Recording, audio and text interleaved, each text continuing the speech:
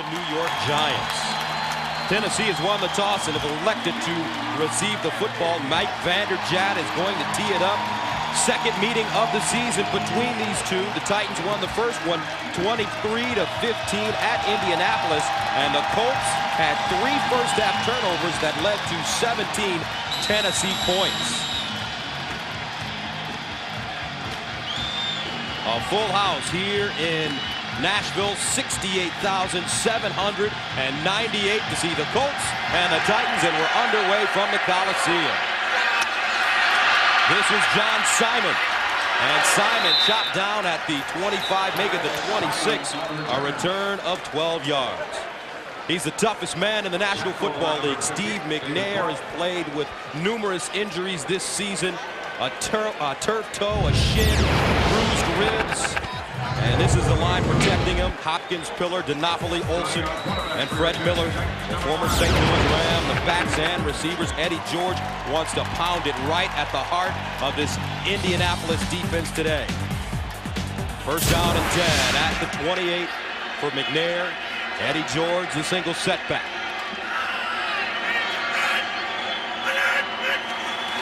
McNair to pass on first down. Dances out of the pocket.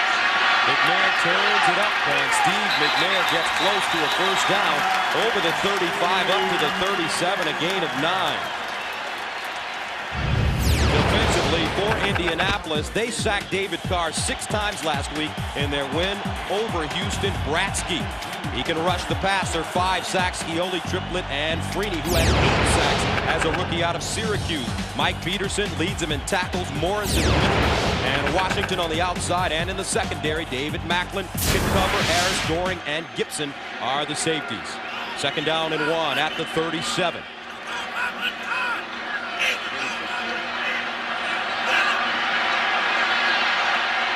And Steve McNair. Some confusion at the line of scrimmage. Tennessee calls a timeout. And because you hate to burn a timeout, especially second play of the game and 2nd and 1, you get 9 yards in the first play, and it's almost a throwaway at that point. Just go ahead and call a running play or something like that. The clock was winding down. Steve McNair taking time to look over that defense for the Indianapolis Colts, and Jeff Fisher, you don't see him explode, but he is not happy about taking that timeout. Jeff Fisher and the Titans coming off a 32-29 overtime win at the New York Giants last week. What a game. Steve McNair hitting 9 different receivers en route to throwing for 334 yards and 3 touchdowns. And that's been a big key for this Tennessee Titans offense. They've started diversifying the offense. It used to just be about Eddie George and 3 yards in a cloud of dust, but Steve McNair, they've spread the ball out. They've thrown the ball downfield and hitting a lot of different receivers like you mentioned. Second down 1 at the 37. Here's George over the left side, and Eddie George leans forward, gets the first down. Larry Triplett with the tackle. Eddie George coming into this game averaging 3.4 yards per carry. He's rushed for over 800 yards this season. As you take a look at the numbers. And guys, you're going to see a lot of runs between the guards today from Eddie George. I think the prevailing feeling on this Titans side of the ball is that they're going to be more physical than this Colts defense. And in years past, that has really been a problem for the Colts, but they think that they've changed. And so watch for the quick hitters inside. That's where they think they're going to manhandle this Colts defense. First down and 10 at the 40. George Go, over the go, left side with a huge opening. Eddie George over the 45, up to the 47, maybe the 48. A gain of 8.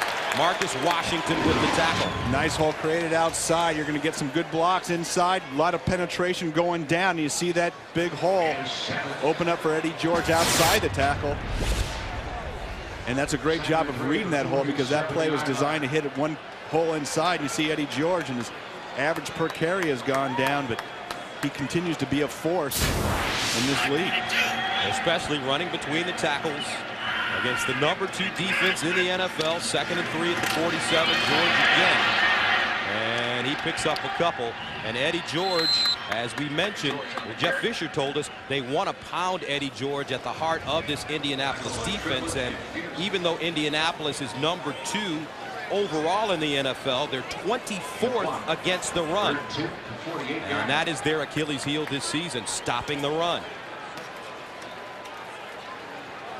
And this is exactly what you want if you're a Titans. Third and manageable. You know, 3rd and 1.5, 3rd and 2. You can run or pass. Play action becomes a significant factor at this point. Titans have converted 46 of their last 92 third down conversions, 50%. This time Robert Holcomb running outside, going forward, and picks up the first down. Robert Holcomb is 22nd carry of the season. And Brad Scioli, number 99, is going to get over there. And Bradski, you see, get some pressure right there. But Holcomb, nice little spin move, and that was all effort because that was bottled up outside. And Holcomb, boy, he sure looks impressive. I just remember him with the Rams weighing about 15 or 20 pounds more, played fullback, lost some weight, and he's got some speed back. First down and 10 at the 48. Eddie George in the backfield. McNair dropping back, firing, and it is caught. In and out of the hands of Frank Wycheck, and somehow Eddie George was at the right place at the right time, a gain of 6. Boy, and that's something that you rarely see is Frank Wycheck dropping the ball, and it just got on top of him. I think Steve McNair threw the ball harder than Frank Wycheck thought it was going to be, and you watch him slide back here across the play, getting away from the defender, and the ball just ricochets off his pads. Eddie George making a nice grab. That's called keeping your head up. Wycheck's numbers are down, only 34 catches this season. Missed one game with the concussion versus Pittsburgh. 2nd and 4 at the 42. McNair, straight drop again. Gets down the sideline. He's got his rookie free agent touchdown. John Simon.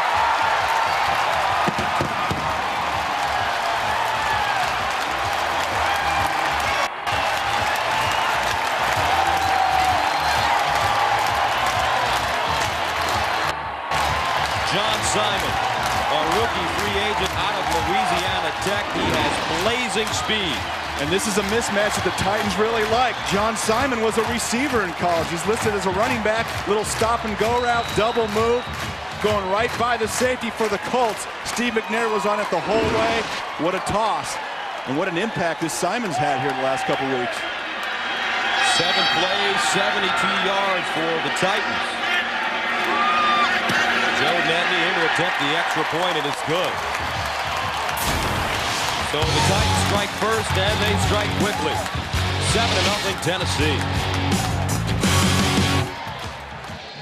With the Titans is an undrafted free agent in April. And he switched from running back to wide receiver his senior season at Louisiana Tech. Huge touchdown, blazing speed, and the Titans take a 7-0 lead. Walters returning inside his own 5. Slips at the 15, a flag on the play, and they cover him up at the 16-yard line. A return of 11 yards, and it's a holding call against the Colts. Because one of the things that we haven't talked about, that field out there is not great. The weather's been all right, but very thin grass, a lot of dirt out there that's painted. During the return, holding on the return team, number 29. We'll go half the distance to the goal. First down, Indianapolis. So Peyton Manning and the Colts backed up. They'll start inside their own 10.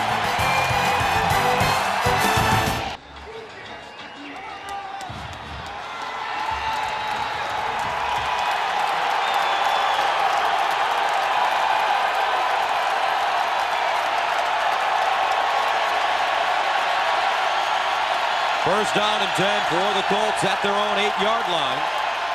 Their first offensive possession, Edger and James over the right side, and Keith Bullock is there to bring them down. Let's go back and look at the touchdown. Because John Simon obviously played some receiver in college. Watch his route. Watch how he stutters at the top of the route and gets his shoulders down. Gibson's all over that fake right there. You see him jump and move, and McNair was on it the whole time, saw the single coverage and said, I'm going to my young free agent. Second down and 9 for Indianapolis. At their own 9, Edger and James didn't play in the first game versus the Titans because of a hamstring injury. They dump it off to him on the screen. He's got running room, and James gets over the 15 up to the 17-yard line. So Peyton Manning last week threw for a season low 190 yards in their 19-3 win over the Houston Texans. The line protecting him: Glenn, DeMulling, Saturday, Dean, and Meadows.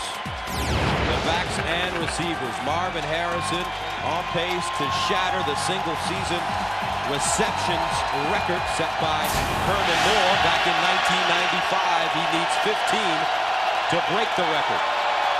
Third down and 1 at the 17. Play action. Manning firing, finds Marcus Pollard. Pollard up the sideline and is pushed out of bounds at the 40. Tank Williams pushing him out of bounds. And defensively for the Tennessee Titans, they rank 17th in the NFL. Kevin Carter has 7 sacks. Thornton, Ford, and the rookie Hall also having a very nice season. The linebackers: Bullock leads the team in tackles. Godfrey in the middle along with Sermon. And in the secondary, Schulters will hit you along with Tank Williams. Roll. Keep your eye on number 21. He will be one-on-one with Marvin Harrison for most of the day. Edgerrin James over the left side finds a big opening. James running, fumbles the football. And the Titans have it. But was he down? The officials, nobody's making the call, guys. Signaled right off the bat. That usually seems that they're going to make the fumble call. Didn't hear a whistle. Haven't seen the point down. Contact. First down. Donald Mitchell making the tackle after a gain of 20. Boy, and they've got to be more demonstrative with that call. Leaving it up in the air like that. If you see a player's down and the ground caused it, then call it right away. You see the strip right there. And he was down. He was down. Colts on their first offensive series. First down and 10 at the Tennessee 39. James again stretching it out, and he is mugged at the 40. Keith Bullock hopping on his back after a gain of 1, or maybe a loss of 1. And Keith Bullock is so aggressive out there. Great athleticism, great speed side to side. You're going to see 53 tearing through there and just lassoing Edgerrin James around the neck. Keith Bullock is really coming into his own this year for this Tennessee Titans defense. Second down and 11. Bullock, the team leader in tackles, has a sack as well. Third year out of Syracuse.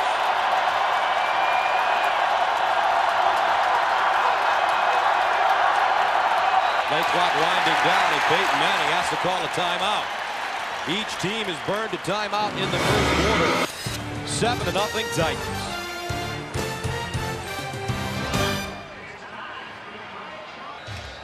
Tennessee with the 7-0 lead, but Indianapolis driving. And with the crowd noise, it will affect Peyton Manning and company because they like to call a lot of their plays at the line of scrimmage. They sure do. They get a run right, a run left, or a pass, and Peyton can audible to any of them at any time. Watch, he points out the blocking schemes as well, pointing out a blitzer right there. Second and 11. That one intercepted. Bullock, what a great individual effort. Keith Bullock just snatched it right out of the air. Boy, and that is a hard pass to catch from 5 feet. And you remember last game, Keith Bullock picked up a big fumble, went the distance for the Titans. Now coming up with a big interception.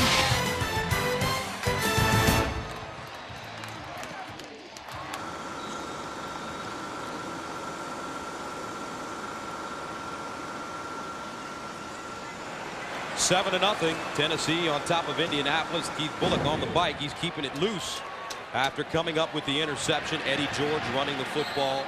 He may have gotten back to the line of scrimmage. And let's go back and look at this marvelous play. And watch Keith Bullock over here, and I'm going to highlight the left side of the line. Watch how impressive this interception in. Very athletic. Number 53 just getting up and getting the ball, and we saw Peyton Manning point him out prior to the snap. Thought he was going to be a blitzer. and he bluffed. And so he dropped back into coverage, and it's one thing to drop back into coverage, but to be able to handle a hot pass like that, linebackers don't usually catch that well. Second down and 11 at the 44. Robert Holcomb over the right side, lowers his shoulder and goes nowhere. Met in the hole by Mike Peterson. And Bullock in that last game, he returned a fumble 61 yards for a touchdown back in November when the Titans defeated the Colts 23-15, and the Colts turned it over 3 times in the first half, resulting in 17 Tennessee points off turnovers. And Eddie George on the sideline being looked at by the training staff. He limped off the field. Third down and 10 for the Titans at their own 45. They need to go to the Indianapolis 45 for first down, and here comes the blitz. Now they back out of it. And I think Brad Hopkins, left tackle, is moving, and he's got quite a matchup today against rookie sensation Dwight Freeney. Prior to the snap, full start offense, number 72. 5-yard penalty, still third down. That's Brad Hopkins. And Brad Hopkins, you're going to see him going after Dwight Freeney all day today. And when you're going against a great pass rusher, what you want to do is take your girth on run plays and go after the defensive man. Brad Hopkins, a big man there at left tackle. He's going to try to take Freeney down all over the field. You watch that matchup today. 6'3", 305, third and 15 at the 40. They need to go to the Colts 45 for a first down. McNair out of the shotgun. Dumps it over the middle. Holcomb with the catch, and he'll get to midfield, a gain of 10, but not enough. 5 yards short of the first down, so Tennessee is forced to punt it away. Steve McNair coming off the field, talking to his offensive line, getting a feel for those different blitzes of the Indianapolis Colts and what type of stunts are they doing out there on the field. Communication is so important early in the game to get a feel for what's going on and what the defense is showing you. Greg Hendricks stands at his own 35. Troy Walters back deep at his own 10. Hendrick has dropped 20 punts inside the 20 with only 2 touchbacks, and that will be his third. So Peyton Manning and the Colts, after turning it over, will start from their own 20 once again.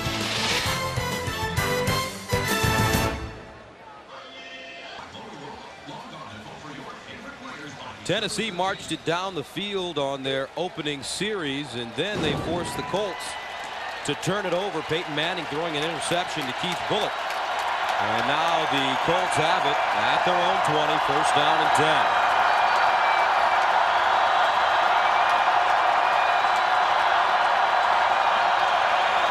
Manning, play action, looking down the field, and it's incomplete. Reggie Wayne, the intended receiver, that ball overthrown. Log on to NFL.com as Texas Tech head basketball coach Bob Knight talks about growing up a Browns fan, having John Gruden as a ball boy at Indiana, and his relationship with Bill Belichick. It's only at NFL.com or on America Online. Enter keyword NFL.com. So what do you think so far, partner? Well, I think right now you just saw Peyton Manning just miss Reggie Wayne off the play action. The Edgerrin James success early is going to open up some of those plays downfield. I know Peyton would like to have that ball back, but James has carried it 3 times for 20 yards. Second and 10. That one batted down to the line of scrimmage. Bullock again. Bullock getting a hand on it. Now let's go to New York. Jim Nantz.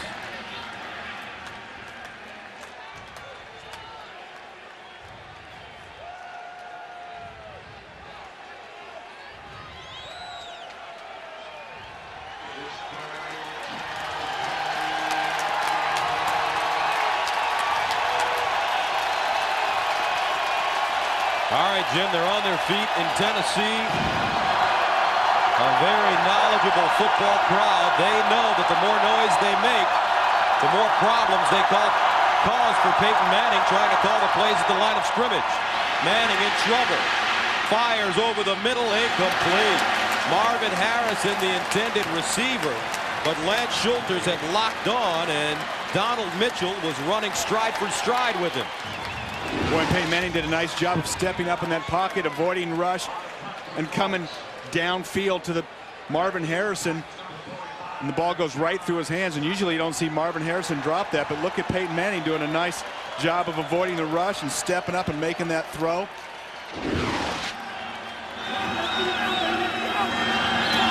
So they're ready to punt it away. A high, wobbly kick. Good job. Sermon back deep at the 25. And he's wrapped up at the 36-yard line.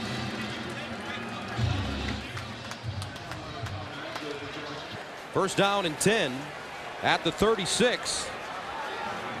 Steve McNair going with the empty backfield. They spread it out. 4-receiver package. McNair over the middle, incomplete. Drew Bennett, the intended receiver, second-year man out of UCLA, had a touchdown last week versus the Giants. And Drew Bennett has made some big catches for this Titans team, and he's going to come across the middle right here. And a classic example of turning your head upfield, and you got to catch that ball first. You just take your eyes off the ball for a second. And Steve McNair a little frustrated. Hey, that's 5-6 yards, and Steve McNair is a very patient quarterback. He doesn't mind taking those 5 or 6 yards. It's just like a good running play. Second and 10. McNair 3 of 4. Play action. McNair on the short row, loses it. Picks it up. McNair firing, incomplete. And Steve McNair had all day to throw the football. As a matter of fact, he had all day to drop it, pick it up, and throw it again. That is having all day. I think he's going to just come off his hip as he rolls to his offside, rolling left, and you see he's going to bring that ball up, and it just comes right off of his thigh, slides on the ground, it comes back right to him, and still has time, 2 or 3 more seconds, and just delivers the ball a little high coming across. McNair on the season has thrown 20 touchdowns, 14 interceptions. He's only been sacked 16 times. Great protection by that O-line. Over the middle, and he fires a strike close to a first down. Frank Wycheck with the catch, and it's a first down Tennessee, gain of 11. And Frank Wycheck knows exactly where that down marker is, and we see so many guys in this league not know where that is on third down. Of course, number 89, one of the best tight ends in the National Football League, knowing exactly how far in depth he has to get. And McNair delivering it on the money, and Frank Wycheck, boy, I figured that he was going to have some matchups that he'd really like today going against these linebackers of the Colts. Started his career with the Redskins right out of the University of Maryland. Had a chance to play as an H-back and has found a home and is having a great career with Tennessee. They defeated Indianapolis earlier during the season, and if they win this game today, they will own the tiebreaker. And the Colts feel if they win this game, then most likely they will win the division. They'd have to lose all 3 of their final games to not win the division. I think it's much more of a must-win scenario for Tennessee than the Colts, although, of course, you'd like to lock up your division. First and 10 at the 47. Here's the handoff to Mike Green, and Mike Green makes something out of nothing. He gets inside Indianapolis territory, gain of 4. Mike Peterson there to make the tackle. And Eddie George, Gus, coming back onto the field right now. You got to have Eddie in there. A big part of their game plan was to pound it between the guards and tackles. A lot of inside run, and you don't want to lose that facet of your game this early. Second and 6. McNair over the middle again, and he finds his tight end, Aaron Kinney. Kenny makes his 12th catch of the season. Had 1 catch last week for the Giants for 10 yards. Against the Giants for 10 yards. And Steve McNair, as the season goes on, he's doing a much better job of really spreading the football around. Yeah, and of course with a Kevin Dyson out now for the season, and Jeff Fisher told us that Kevin Dyson went and had his surgery on his hamstring, will be lost for the rest of the year. He's got to start spreading it around, and that's involving the tight ends. Of course, Frank Wycheck, always a go-to guy, but Aaron Kinney as well. And some of these mismatches that you can get out of the backfield. Great opportunities for this Titans team. And Gus, we saw them here a couple weeks ago come out in that spread offense against the Steelers. It had been in mothballs prior to that and really rejuvenated this offense, the diversity and Jeff Fisher. And when Steve played at Alcorn State, He was called Air McNair because he was used to spreading the ball all around the field, kind of a run and shoot type offense in the SWAC conference. And he told us that Jeff Fisher loves that 3 yards in a cloud of dust. He hasn't been able to do it, but he still can. And he's proving it. Here's McNair. Over the middle again. And he throws a strike again to Derek Mason, who gets down to the 25, a gain of 18. And this young man is playing outstanding football. And you talk about a shifty wide receiver. Derek Mason does a great job of running routes, very disciplined. You see him in the middle of the field. He told us he likes being in the middle of the field. He was the 3rd wide receiver early in his career, out of the slot, having to operate in the middle of the field. And very impressive game last week against the Giants. Was all over Jason Sehorn. In fact, I joked to you earlier, I think he still got Jason in his back pocket. 1st and 10 at the Indianapolis 25. Eddie George, power football, and George gets to the 23. Now don't forget Monday on an all-new Late Show with David Letterman. Don't miss superstar Jennifer Lopez. Plus a brand new Top 10 and more. It's the Late Show with David Letterman on CBS, America's most watched network. Because the last time these teams played, the Titans jumped up 23-0 in Indianapolis, and Colts are playing catch-up all day. That's not what they want to do. That will take Edgerrin James in the running game out. Crucial drive right here. Steve McNair has 6 completions to 6 different receivers. 2nd and 8. McNair underneath. Mason turns it up. Gets to the 15. And back on Derek Mason, we were talking about how unsung he was, and players around the league are starting to figure out that this guy is a legitimate threat. Steve McNair said he's my Marvin Harrison. Yes, he is. And Marvin Harrison is well known now throughout the league. So many years of under the radar. And Derek Mason said, hey, I like being under the radar, but not for much longer. And that's the end of the 1st quarter with the score Tennessee 7. Indianapolis nothing. We'll be back to Nashville after these messages. You're watching the NFL on CBS.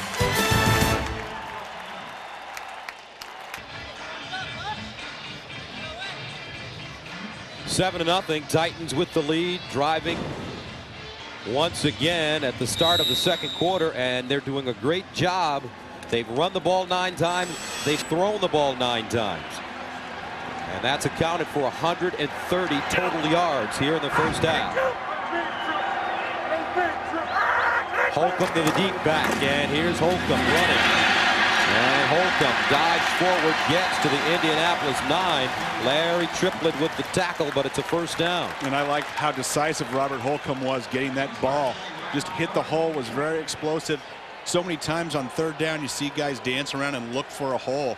You don't have time to do that. The defense is pinching in, hitting gaps. You got to bust it through there. And this Colts defense coming into the game 2nd ranked in the National Football League, only giving up 17 points a game. 1st down and goal at the 10. Eddie George over the left side, spins and gets down at the 6. And the Colts right now on their heels. Tony Dungy came in, put a new scheme in, using that 1-gap system. Players shooting, instead of lining up over their opponents, they line up in gaps. And it's been very effective for this Colts squad, but not effective today. And I think one of the big knocks on the Colts in years past has been they've been more of a finesse type of defense, and the Titans really felt like they're still that team, that they can still manhandle them. 2nd and goal at the 7. Eddie George again breaks it back. Touchdown.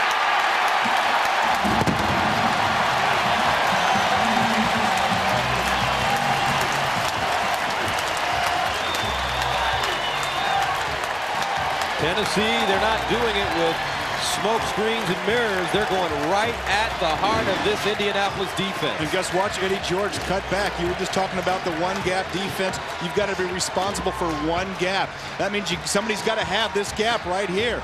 So you got players, linebackers overrunning their gap. It's a very simple scheme. Take care of your gap and then flow to the ball, but you can't overrun it or you're going to create a lane. So the Titans jump on top of this Colts team. Eddie George with some power running. And here in the second quarter, Tennessee leads it 14-0.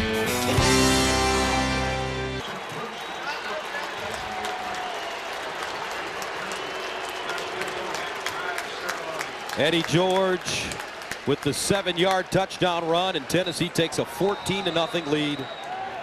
His 9th touchdown, rushing the football this season. Titans kick it away, and Walters camps under it at the 7. Walters gets over the 30 up to the 31, a 24-yard return. Let's go back to the touchdown. And Gus, we were talking about the one gap, but watch this Eddie George cutback. And somebody, you don't want to say who's responsible for that gap unless you're in on the defense, but you see the lane created. You see Eddie George see it and hit it. That's what's made Eddie George great over the years. He sees a hole, bang, he's right through it. Great blocking by that offensive group here for the Tennessee Titans. So down 14-0, Peyton Manning and the Colts take over at their own 31.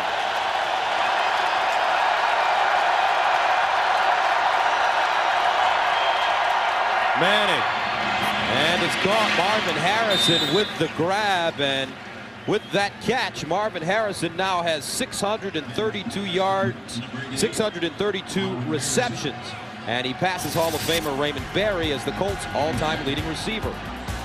And what can you say about Marvin Harrison? He is not under the radar anymore. And we've said that he's been the best receiver in the NFL for the last couple of years, and those numbers are pretty significant right there. A surefire Hall of Famer if he keeps it up. 2nd and 3 at the 38. James, stutter step, and Edgerrin James gets to the 40. Kevin Carter with the tackle after a gain of 2. Coming up on the next Still Halftime Report, join Jim, Dion, Dan, and Boomer for all the scores and highlights. That's coming up on the next Still Halftime Report. 14-0 Titans. Third.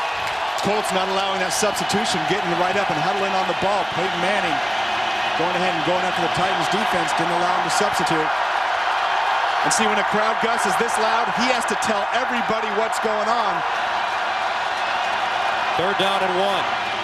Manning, pump fake, looks backside, he's got Wayne! Reggie Wayne with the catch!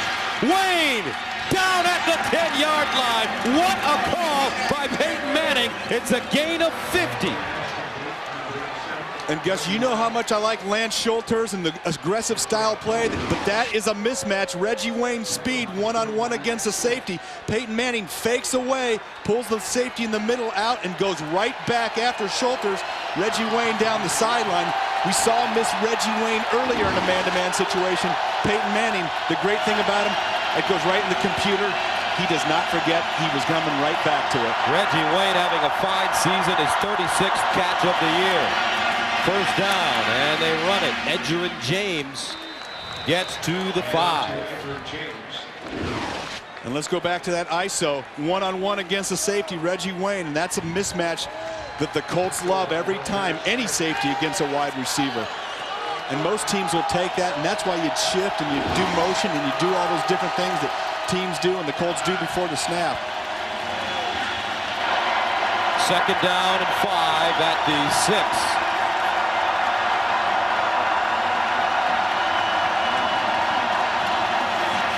Manning looking, and he fires this one right out of the end zone. Marcus Pollard, the closest man to the football, and a flag has been thrown in the backfield. And I think we saw Peyton Manning stand back there for so long that that's usually going to be a hold. Tarek Glenn going against Thomas there over on the Titans side of the ball. Holding offense, number 73, 10-yard penalty. Still 2nd down. Adam Meadows called for holding. And what a fine job Tony Dungy has done with this Indianapolis team. Yes, he's coming, he's giving them schemes and whatnot as you take a look at the holding penalty against Meadows. And you saw Meadows just grab once Thomas got right by him, and Peyton Manning taking a shot after the play, but it was an awful long time for Peyton Manning to stand in the pocket and not get any pressure, and now we know why. Tony Dungy has restored the confidence on the defensive side of the ball. But this Colts offense has plenty of confidence. 2nd and 15. Manning stepping up, firing Pollard in the end zone. Beautiful catch, touchdown. Marcus Pollard, a 16-yard touchdown. And Peyton Manning, Gus, had told us last night, I really like Marcus Pollard in the red zone. The Titans play a degree of combo coverage. And Marcus Pollard told us that if he caught that big touchdown in the red zone, he was going to go ahead and launch that ball, dunk it over the booth. The old basketball player dunking it over the goalpost. And, man, he got up there on that corner route and made a big grab. So Manning hitting Marcus Pollard. The extra point is up and good. So with 10:46 to go, the Colts finally get it in the end zone, 14-7.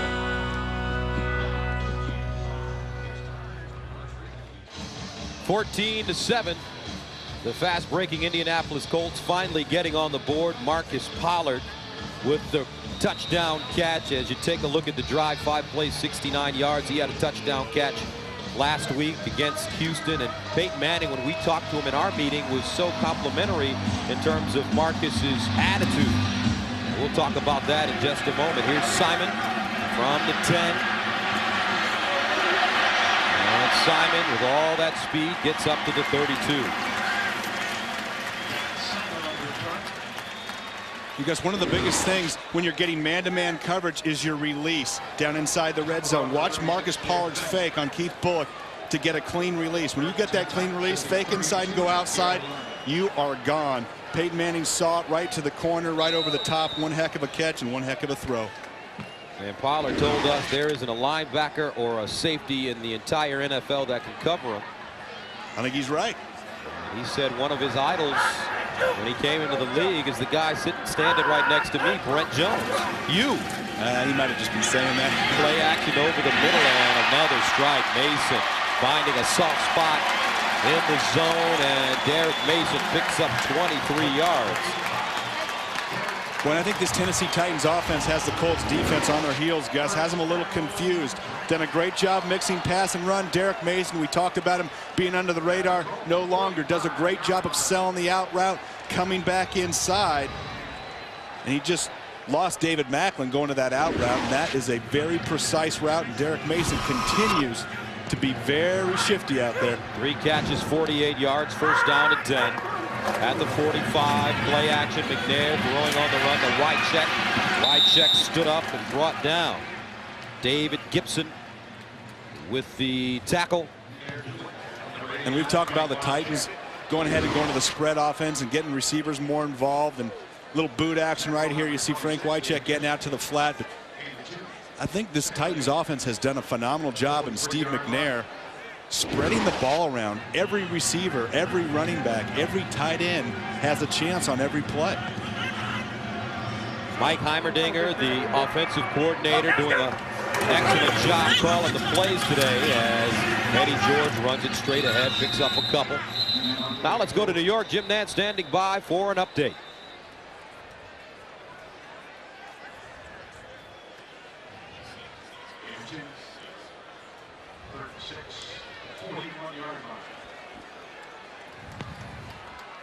Wow, Buffalo just can't get over that New England hurdle in the Bledsoe Bowl. Boy, 17-0 early. Yeah, boy, that was a... They've had their number. Yes, they have. 3rd down and 7 at the 42. Titans need to go to the 35 of Indianapolis for first down. Steve McNair fires Mason with the first down and more. Mason dragged out of bounds, but he picks up about 16 yards on the play. Derek Mason having a huge first half. And Derek Mason's just going to come inside on a little option route slide. You see him find the hole 2 yards in front of the first down. Nice job. Goes ball over. When you've got that ball and you bring it over the top, kind of a dangerous move if a guy punches it. But Mike Heimerdinger going back to those option routes, doing a nice job of mixing it up today. And this Titans offense continues to roll. First down and 10 at the 26.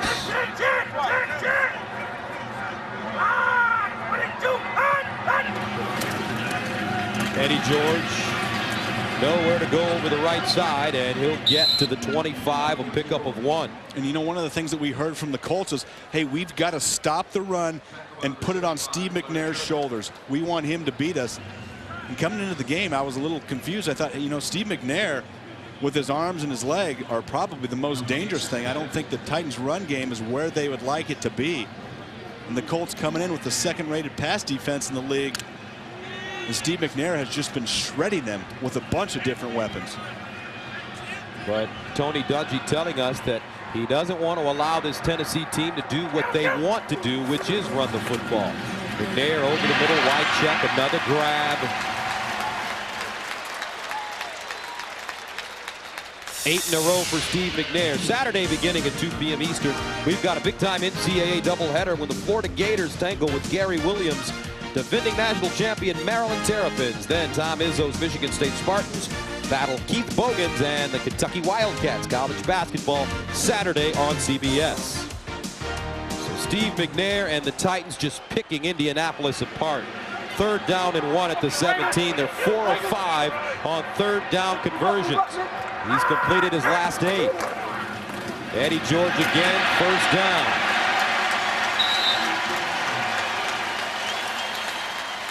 And Gus, the thing about the Titans is they've had 3rd and very short to convert on most of those 3rd downs, and that's really been the hallmark of this Colts defense and their success this year. They've been able to get off the field on 3rd down, and it hasn't happened for them today.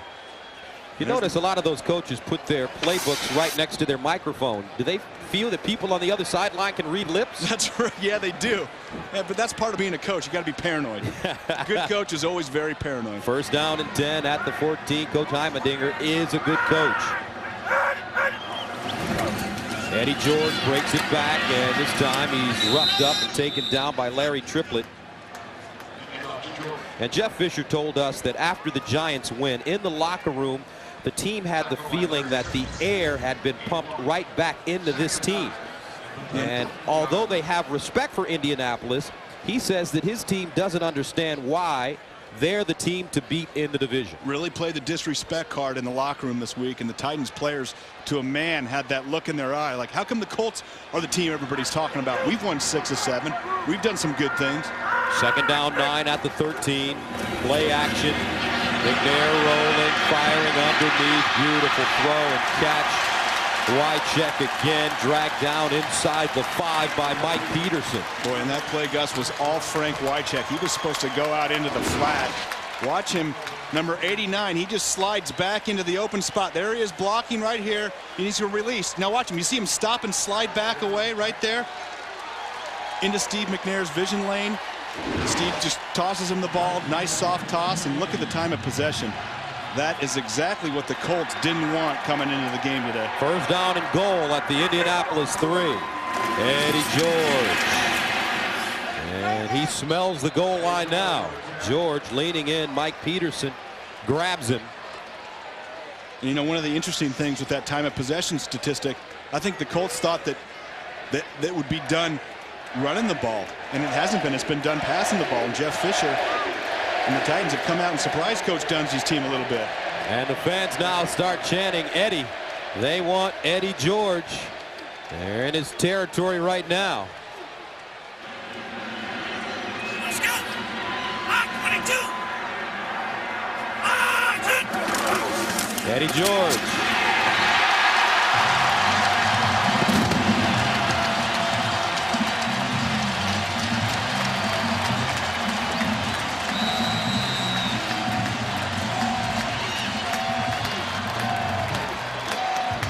Eddie George has his 2nd rushing touchdown of the day, and the Titans look marvelous. 20-7 with 4:05 to go in the 1st half. You guys, time off the clock and touchdowns are a lethal combination. You know, a lot of times you see teams chew up a lot of clock and end up having to settle for field goals. It's Zach Pillar.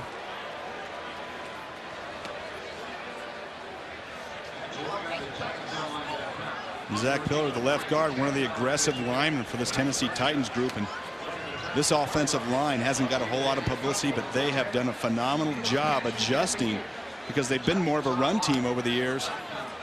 And they're doing a lot more throwing here down the stretch, and these guys have done a great job. Pillar, one of them, doing a great job in the pass protection area.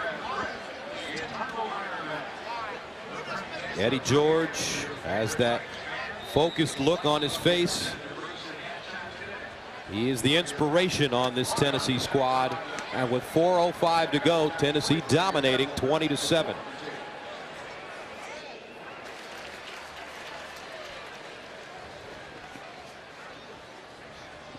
Left guard Zach Pillar is in a lot of pain, dragging that left leg. It looks like it may be either an ankle or a knee. And we will update his status as soon as we know something. Steve McNair over there to ask the big fella how he's doing. The offensive line providing so much protection for Steve. Here's Joe Netney in to attempt the extra point. It's up and good. So with 4:05 to go, Tennessee takes a 21-7 lead, and they're putting an awful lot of pressure on the goal.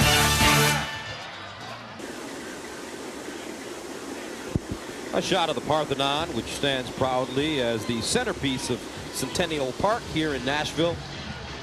And Peyton Manning and the Colts down 21-7 as he makes his return to the state where he played his college football in All-America at the University of Tennessee in Knoxville. You see a lot of Peyton Manning jerseys in the stands today, but so far the story has been Steve McNair and the Tennessee offense picking apart the Colts defense. McNair 12 of 14 for 160 yards, has a touchdown pass. Walters inside his own 10. And Walters gets over the 25, close to the 30, a flag on the play. A 20-yard return. It will go against the Colts.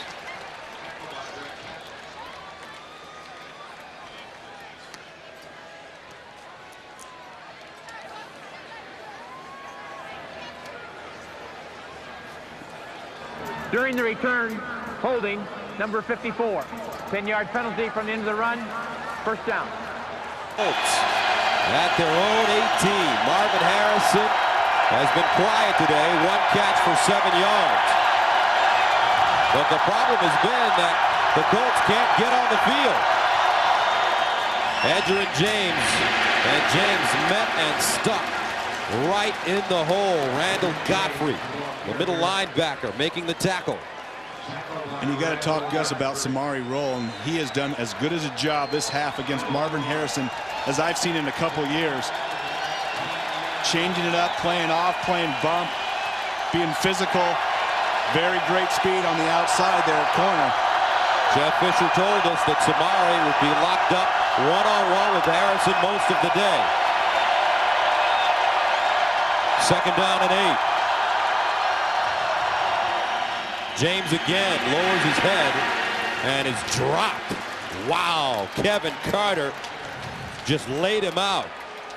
The 8th-year man out of Florida. And Kevin Carter doing a great job against the run, and Keith Bullock as well, making an impact on the defense, and he's been having a big day. We have an injured player on the field as you take a look at Keith Bullock. Coming up with the interception. And had a big day against the Colts the last time around, like you mentioned, recovering that fumble and making a bunch of tackles. And boy, this young man is really coming into his own this year. So the injured player is John Thornton, 4th-year man out of West Virginia. He grabbed his leg. I think I saw him grab his knee. With 2:57 to go here in the first half. Jeff Fisher out on the field.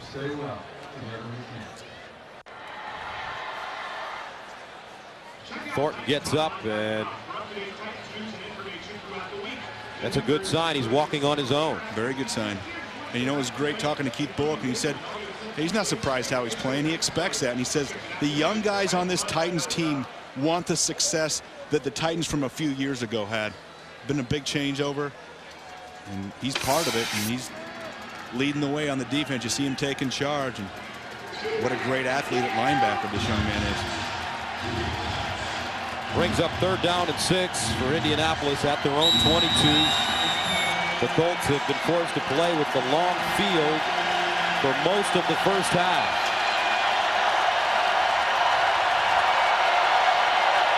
They need to go to the 28 for a first down. Play clock winding down to 5. Manning gets it off in time. Manning throwing. Harrison with the catch and the first down. Boy, how amazing is Peyton Manning? He is amazing. I did not think he would get that play off. Sitting there telling guys where to block, watch the blitz, telling Marvin Harrison the route to run. Throws it off his back foot. The pressure from Kevin Carter inside. And Marvin Harrison going up, making a big grab. First down and 10 at the 36. And that will take us to the 2-minute warning. 2 minutes to go. 21-7 Tennessee. This game might decide the division. He's hungry for a win. Yeah, he is. 21-7. And the Titans have been awfully hungry here in this first half. They've dominated Indianapolis. Coming up in the next halftime report, Jim Nantz and company will have all the scores and highlights coming up on the next halftime report. First down and 10 at the 36. 2 minutes remaining in the first half.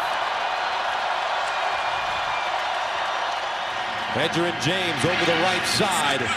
And James picks up 2 yards. Samari Rolle making the tackle from his cornerback position. And Samari Rolle doing one heck of a job making that tackle, and of course being all over Marvin Harrison. But during that timeout, Marvin Harrison went right to Tony Dungy, was drawing up some type of a route. Wouldn't be surprised if Peyton looked for his big wide receiver right here. Second down, 8 at the 38. Harrison underneath makes the catch. Picks up a first down after a gain of 9. Now, sometimes a wide receiver, Gus, in this position will run that slant route, then try to come back with the slant go, a little fake, little pump, and try to get him deep. Edgerrin James gets to midfield. Randall Godfrey stops him. Colts getting up quickly and quickly lining up. About a minute to go.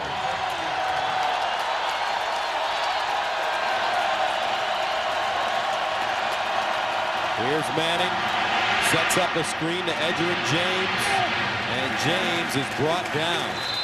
This time it's Peter Sermon, 3rd-year man out of Oregon, after a gain of 4. The Colts have 1 timeout remaining. 33 seconds to go.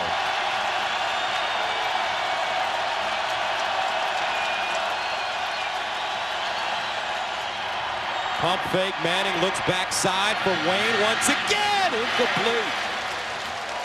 Reggie Wayne laying out. When Peyton Manning putting that ball where just Reggie Wayne can catch it or nobody else. Watch here, little pump fake. Mitchell's got him down the field, just right over the top of his head. Wow, what Reggie a beautiful Wayne pass. Doing one heck of a effort to try to come up with it. But that was a great pass. That's exactly where you want the ball. Would have been a great catch, but Reggie Wayne's got to come up with that in this situation. And you still think, hey, where's Marvin Harrison in this whole scheme of things? And Harrison has been a big decoy in this first half for the likes of Reggie Wayne. And Tennessee calls a timeout. Each team with 1 left in the first half. But of course the Titans took that timeout because they could get the ball back right here in their midfield. So what do you want to do? You have no timeouts remaining and 20 seconds to go. You want to get the first down, save the shot in the end zone for the next play. Manning out of the shotgun. They need 4 yards for the first down. Here's Manning. To the sideline, first down, out of bounds. Marvin Harrison with the catch at the Tennessee 29, a gain of 17. And we saw him run that slant earlier. He came back right here with the slant. Go. Watch the slant and the fake off it. Little pump fake, bang. Samari roll, biting on it. And we felt like it was being set up. It's just Marvin Harrison didn't get time to get down the sideline. There was a safety over the top, so he cut it off short. The Colts are already in Mike Vanderjagt range. First down and 10 at the 29, but they're looking for 6. Manning steps up underneath, incomplete. Harrison the intended receiver, but Lance Schulters was right there to break up the pass. And we were talking to Lance Schulters. We said, hey, it never seems like anybody gets a solid shot on Marvin Harrison across the middle. Marvin does a good job with his body. You see the fake out, come back inside, and Schulters right there and just drives right through him. Form, tackle, wrap up, exactly how you want to do it. And had some words getting up, little fisticuffs going there on the ground. And normally, Marvin comes up with that catch. 9 seconds to go, 2nd and 10. Here's Edgerrin James, dives forward, gets to the 25, and a timeout called. The Colts burn their final timeout, and here comes Mike Vanderjagt. Maybe one of the most confident kickers in the NFL. Denver at Denver. He went to Mike Vanderjagt in overtime and said, can you make this field goal? It was a 51-yard attempt. Vanderjagt said, you have one of 2 choices. You can punt or win the game. And he went out and kicked the game winner. This one from 44 yards away, and it is right down Main Street. Perfect. So Tony Dungy and the Colts jog into the locker room. Tennessee with the 21-10 lead. And you got to be impressed with the Colts coming back, Gus, that last drive. And the Titans' average time of possession per game is 32 minutes and 13 seconds. That's #1 in the NFL. And Jeff Fisher and his coaching staff coming up with a great game plan for this Indianapolis team, and it's been very effective in the first half. So the Colts have get it to start the second half of play. Troy Walters back deep from the 5. And Walters still running over the 25, close to the 30. The ball is loose. Let's see.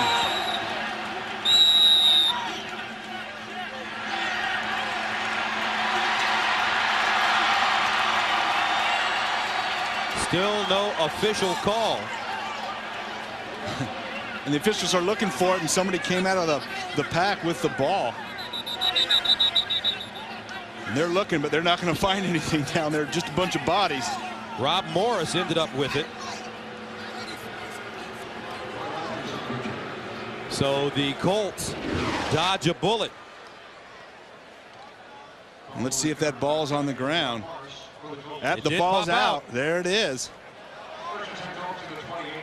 Boy, and it sure looked from this angle there. There's an awful lot of Titan blue in that area. If the Colts came up with it, they sure got a break. I don't know if the officials ever saw who got it. And then covered the pile, and there was no ball there. So Indianapolis starts at their own 28.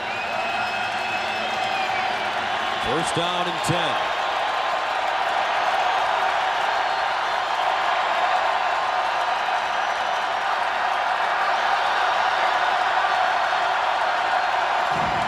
Play action. Manning to the sideline. Intercepted. Schulters picking it off. His 6th interception of the season. And that's the 2nd turnover of the day for the Colts. Boy, and Lance Schulters told us he was going to get one. Of course, 5 coming in, tied for the lead. And you see him rotating right to this right side, right at the bottom of your screen right there. He just rotates right out of it, reads Peyton Manning's eyes. The ball hangs up, comes over. Very aggressive. You see him go for the ball just like a wide receiver, stays in bounds. And big interception. Peyton Manning frustrated. Schulters from East New York, Canarsie High School. Played collegiately at Tiny Hofstra. First down and 10 at the 41. Eddie George. And George gets up to the 43. Dwight Freeney making the tackle. And let's see if this Titans offense can control the clock like they did in the first half. Of course, Eddie George getting the carry there, but boy, I was just so impressed with the way that they were patient, moving that ball around, passing it 5, 6, 8 yards here, getting some mismatches. And Steve McNair has had a phenomenal game thus far after not practicing all week again. Second down and 8. McNair over the middle. It's caught. Mason turns it up. And Mason loses it. And the Colts have it. Gibson picking up the football. And that's the first turnover of the day for Tennessee. So just like that, Indianapolis gets it back. The football, and the Colts get the ball at the Tennessee 47. This is their best starting field position of the day.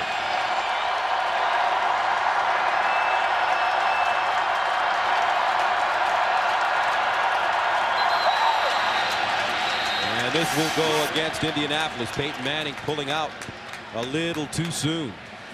When you got to give the fans here in Tennessee credit, they have been as loud as I've heard them all year. False start. Number 18. 5-yard penalty. Still first down. And this week, Jeff Fisher on his radio show told the fans that they could really be the 12th man by giving Peyton Manning and the Colts offense as hard of a time as they could by being loud. And they've done a terrific job. First and 15.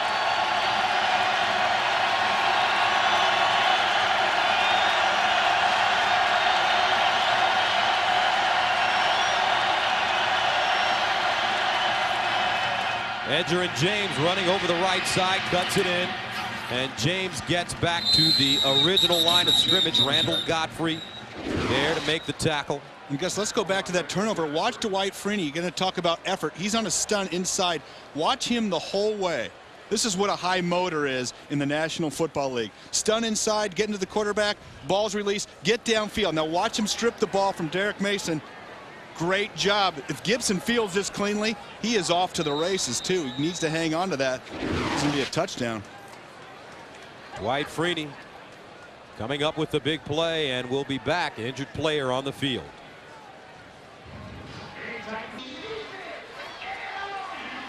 (21-10), Tennessee with the lead, but Indianapolis with the football inside Tennessee territory. Kevin Carter walks off the field on his own. But he's in some pain. The leader on the squad in sacks. Second down and 10 for the Colts at the 47.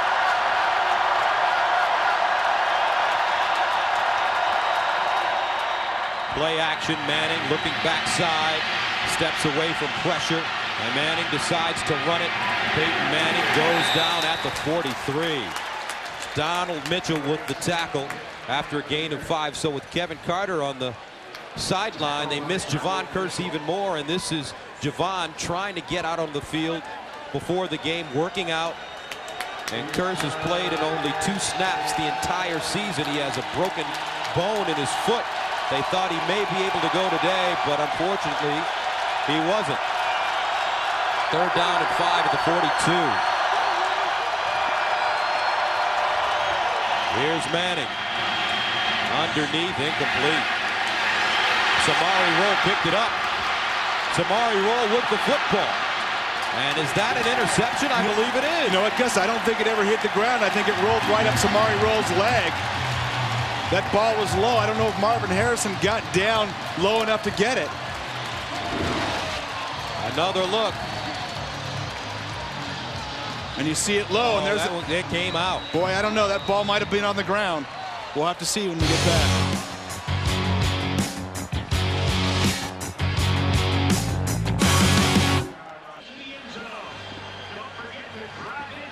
Welcome back. Samari Rolle with the interception, but was it an interception? That's the question. I say the ball was on the ground. And I think Tony Dungy's going to challenge it right now. I don't know. The Tennessee offense is on the field. Watch this ball going right through Marvin Harrison's hands, and Samari Rolle at this point. Watch this. Bang. The ball is on the ground right there. See that, Gus? Yes. All right, that's on the ground. Now Samari Rolle does a great job. You see the ball kicked up right into his chest, and that's why initially you see everybody stop.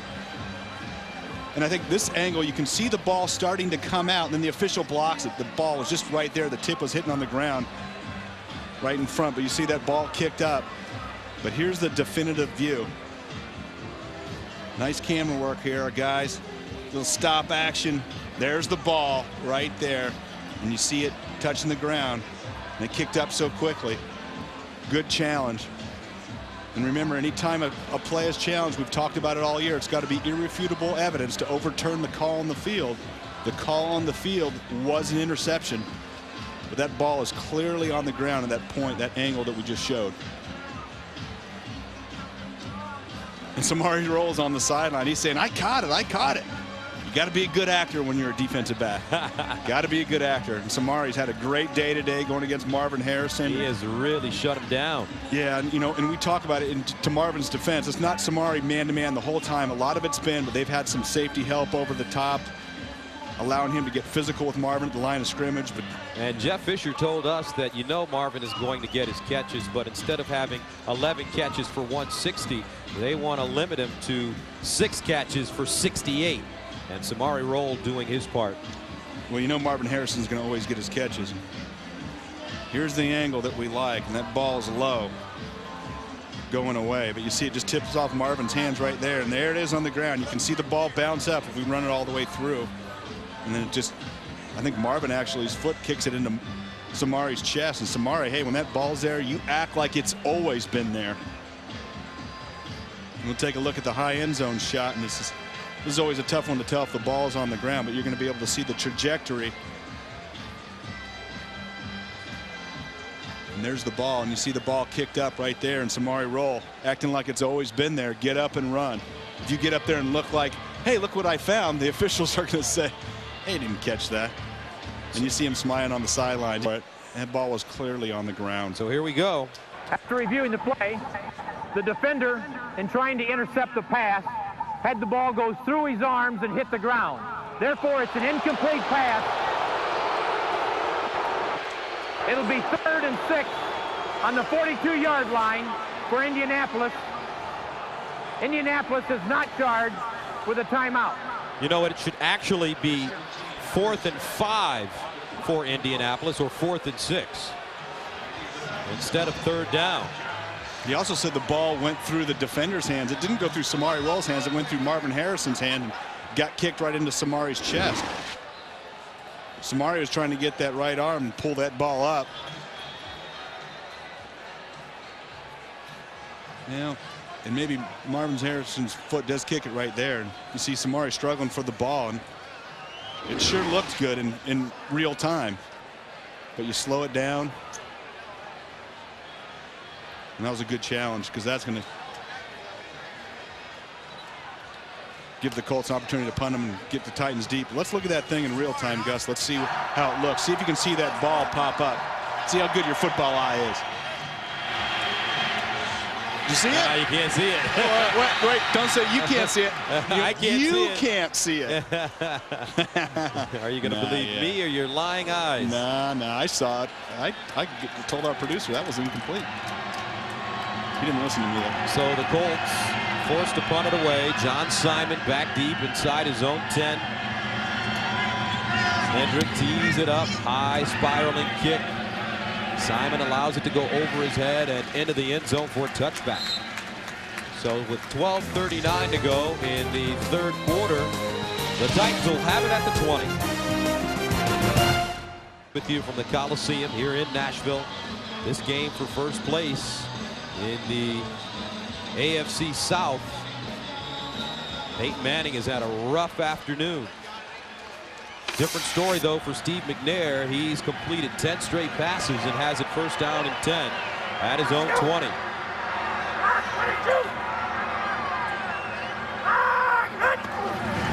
McNair back, fires, Mason with the catch. And Mason dragged down at the 27 by Walt Harris after a gain of 9.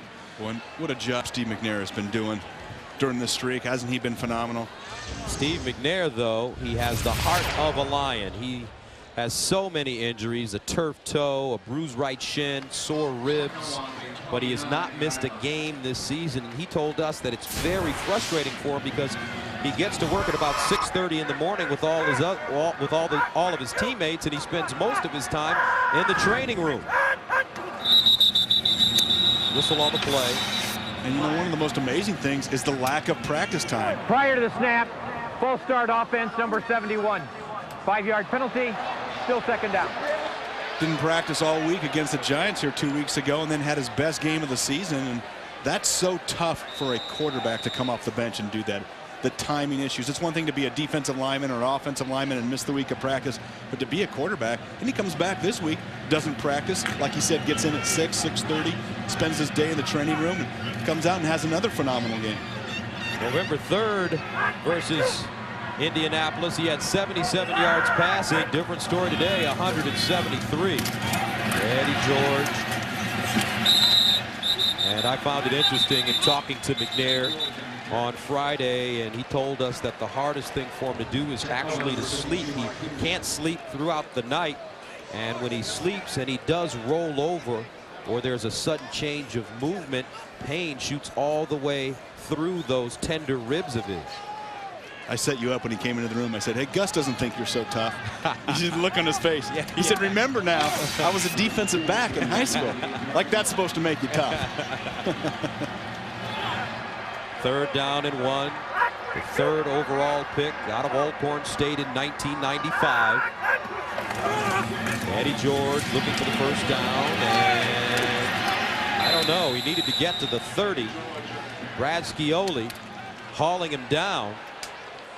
Boy, and Scioli holding him, and Peterson coming in at the end, and I think he's going to end up being about 6 to 8 inches short, and that was a huge stop for this Colts defense. Hasn't been able to get off the field on 3rd down today. And let's watch Mike Peterson, 52, come in here at the very end. There's the pile, and there's Scioli, and there's the shot right there. You know, Eddie George is moving that pile. So the Titans ready to punt it away. High wobbly kick. Walters camping under it from the 22. And Walters is ambushed at the 20. A 48-yard punt, a loss of 3. Here comes Bateman.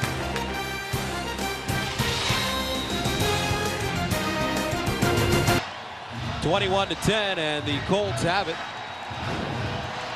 at their own 22-yard line. Peyton Manning trying to put together a successful drive because Tennessee has really had his number today. He did throw 1 touchdown to Marcus Pollard, but it's been tough going for this Indianapolis offense. 1st down and 10.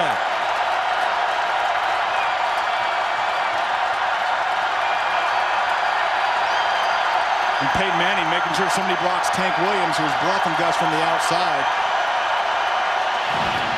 Here's the handoff to Edgerrin James, and he goes nowhere. James stood up maybe a yard, and a flag on the play. Now let's go to New York for an update.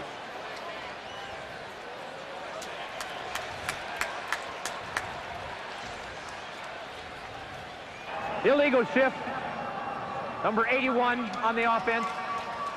2 men moving, not set for a second. Very important game for Cleveland, especially with Pittsburgh losing today to Houston. Cleveland going into that game with a 6-6 record. A very disappointing loss last week to the Carolina Panthers at home. 1st down and 15. At the 17. An illegal shift was called against Indianapolis on their last play.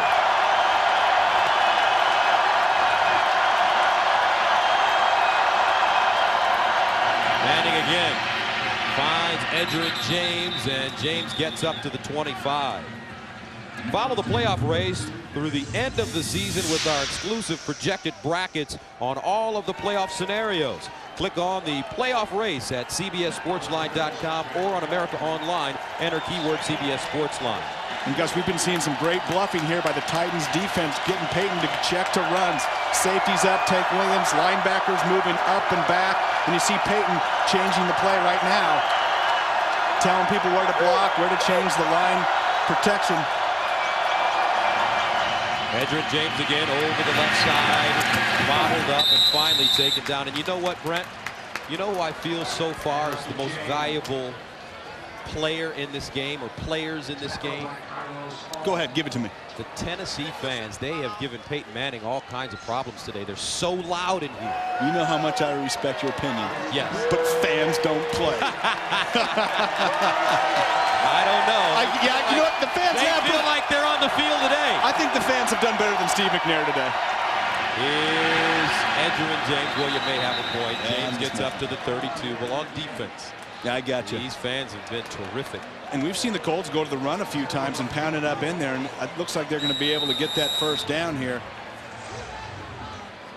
And that says to me they're going to be patient and try to stick with the plan and change it up. Of course, we've talked about how important their play action game is. If you go away from the run, you lose the faking tendencies of the play action, and all of a sudden the safeties aren't moving and the linebackers aren't stepping up, and so they've got to stay committed to the run. And let's see if they can pick this one up. I thought that they had it by a ball. Less than that. Tony Dungy, a man of few words, but I tell you what, he is a quiet, not just a leader, but a general. And a gentleman as well. General, gentleman, quiet leader, and he is the perfect fit for this Colts team, because I think of superstars that are very understated, very quiet. I think of Peyton Manning, Edgerrin James, Marvin Harrison. Those guys aren't beating their chest, telling you how great they are. First down and 10 at the 32.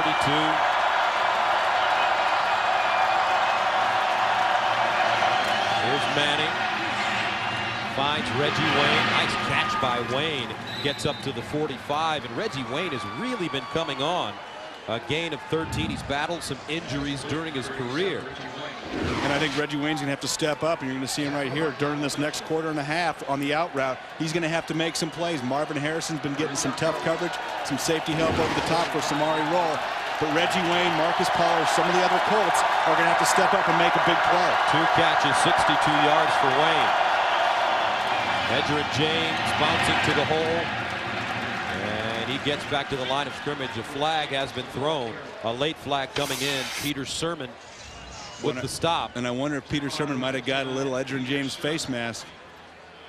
Late flag. I saw his neck snap back a little bit. 5-yard face mask on the defense, number 59. 5 yards from the end of the run. And Peter Sirmon's saying no way. And it's a 5-yarder, so it's not a flagrant one, but you see that hand get up there.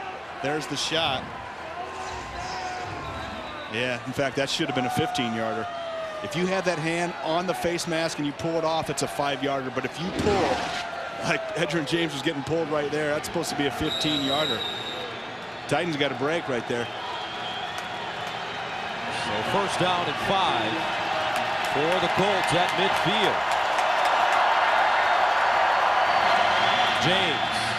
Edgerrin James lowers his shoulder and picks up the first down. John Thornton, Albert Haynesworth in on the play. Edgerrin James has missed a couple of games this season because of injury, won a hamstring against this Tennessee team, and he bounced back from off-season knee surgery, and it's been stop and start for him this year.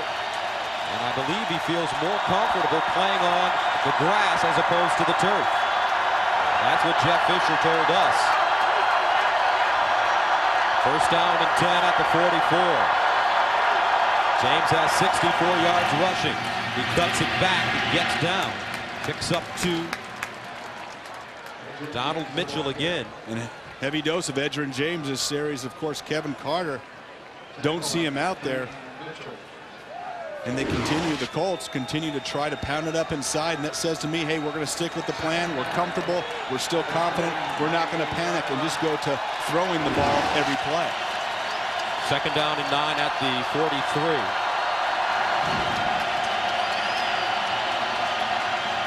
Here's Manning to the sideline. That was caught. Kadri Ismail, the former Raven, with the catch out of bounds after a gain of 15 and a first down. Here's Jim Nantz in New York.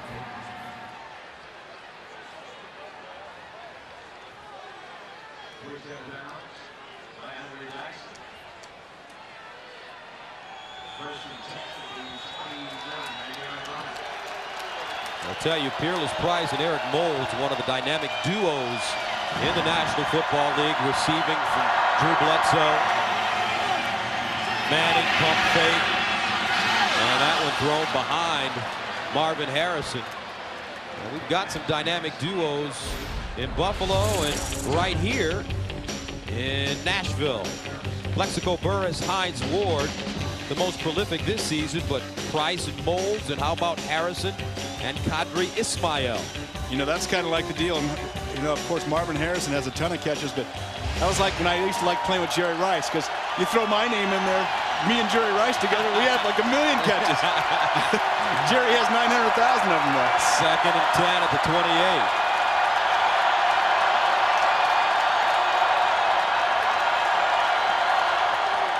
Play action, Manning looking, Harrison.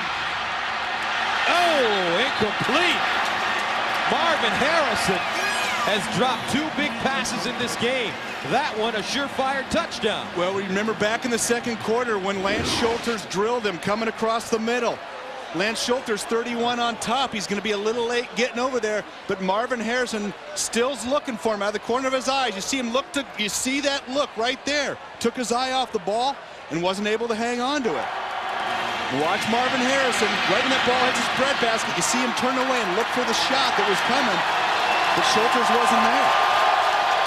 And Peyton Manning showing all of his frustration. 3rd and 10 at the 28. The 10th play of the drive that started at the Indianapolis 22. Manning rolling. Fires in the back of the end zone. Broken up.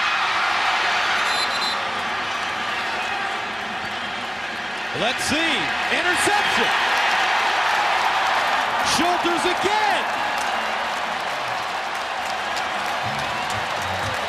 Make it Tank Williams. And that would be Tank Williams' first interception of this year. And I'm not sure he kept his feet in. One heck of an effort, one heck of a grab. Of course, Schulters is going to end up tipping it up.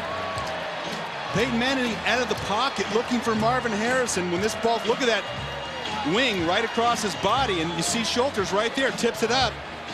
And there's Tank Williams falling away.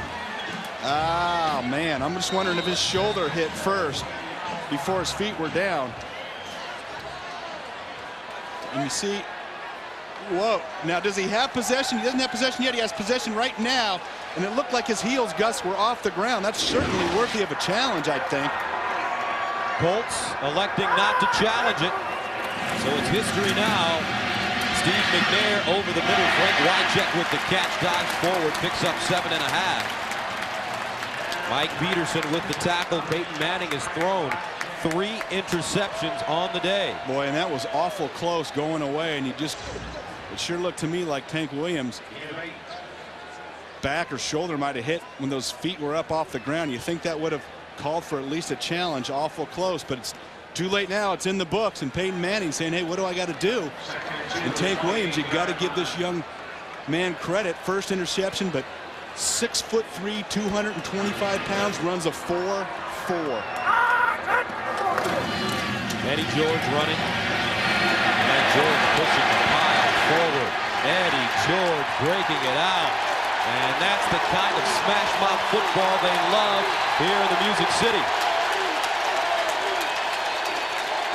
And that's what Jeff Fisher was preaching all week. Hey, we are more physical than the Colts, and whether it's true or not, he has his Titans team believing it.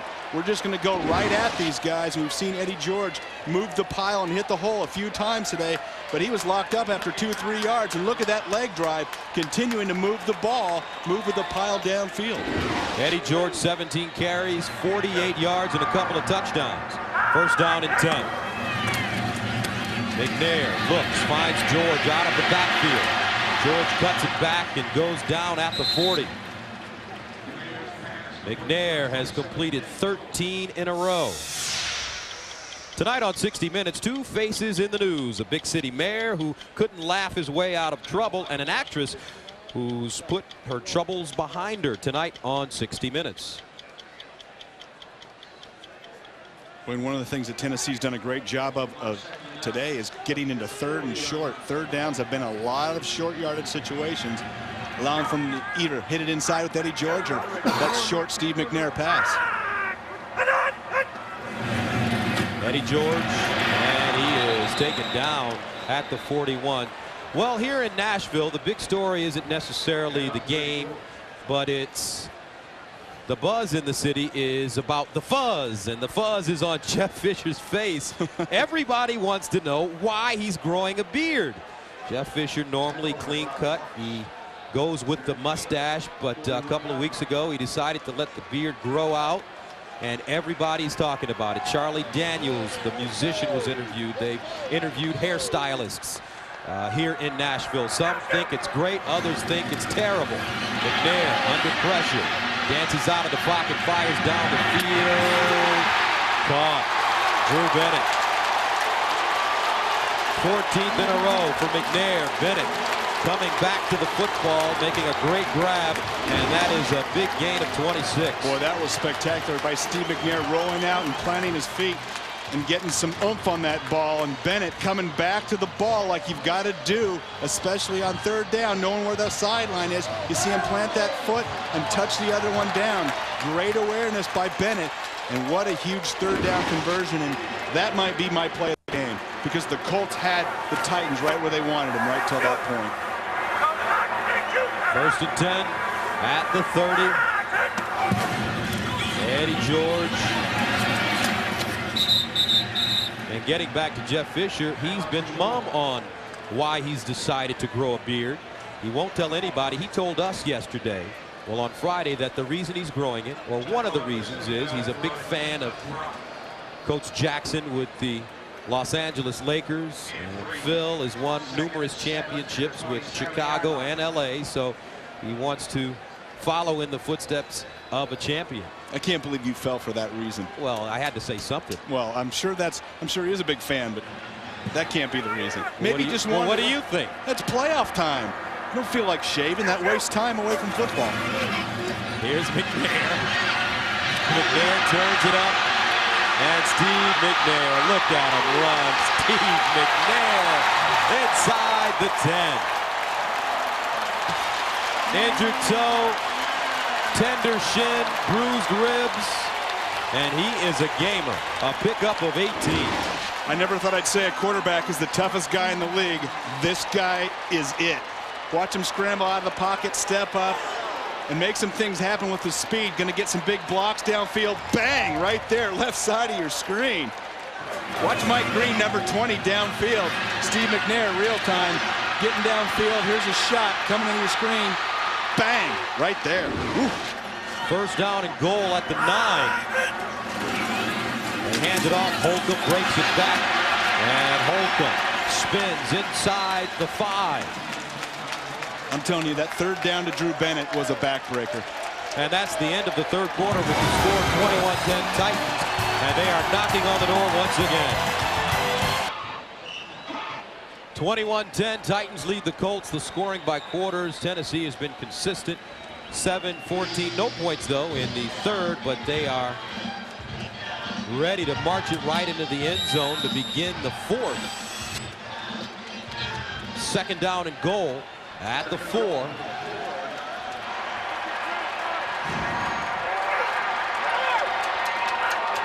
Out of the eye, Eddie George, the deep man. He has 2 rushing touchdowns today. And they pump. McNair and George run into each other, and George is dropped at the 8. That tells you how big and strong Steve McNair is. I was going to say, Steve McNair get credit for a tackle there. Watch it. Boom. Knocked Eddie George back a little bit, and we talked about Eddie George hitting that hole so quickly, especially in the red zone today. Seen him move the pile between the guard gaps, and he cut it so tight right there he ran into his quarterback, or vice versa. A loss of 5, third down and goal at the 9. Run it. Empty backfield for McNair. Remember, he can run it. McNair dances out of the pocket, loses it. That's a loose ball. Who's got it? And it's out of bounds. Boy, I'm wondering if Nick Harper from the Colts tried to scoop it and run. I think the more important thing is to scoop it and make sure your feet are in. Dwight Freeney knocking it out of McNair's hands. Well, let's watch this ball bouncing on the sidelines. Forward out of bounds. The defensive player did not recover the ball with 2 feet in bounds. Therefore, we'll bring the ball back to the fumbling spot. 4th down. And Nick Harper actually didn't get much of a chance to keep his feet in. That ball right along the sideline. But try to gather yourself. You see a nice slide tackle there by Big Brad Hopkins, knocking him right out of bounds. It's a lineman with some savvy. So the Titans bring on Joe Netney. He's 20 of 24 on the season. This one from 35 yards away. Gets it up and spins it in. Tennessee will take it.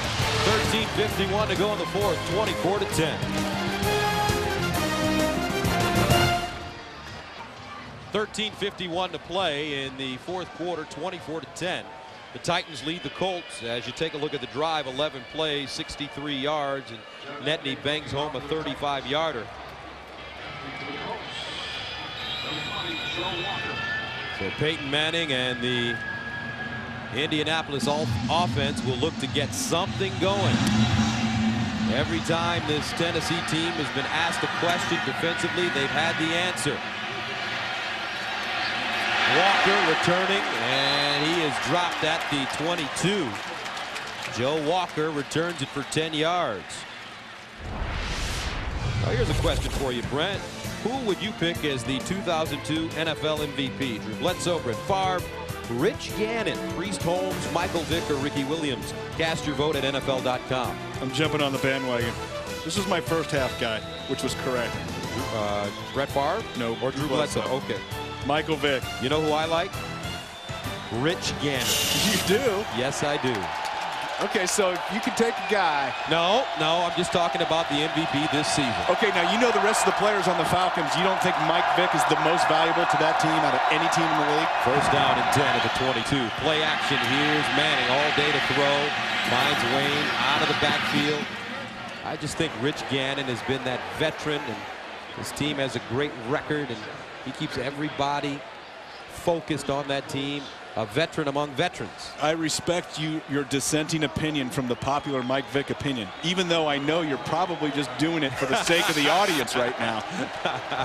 Now you're questioning my integrity. Yes, Thank you very much, partner. Partners are for. After all I've done for you. 1st down and 10 at the 34. James over the left side.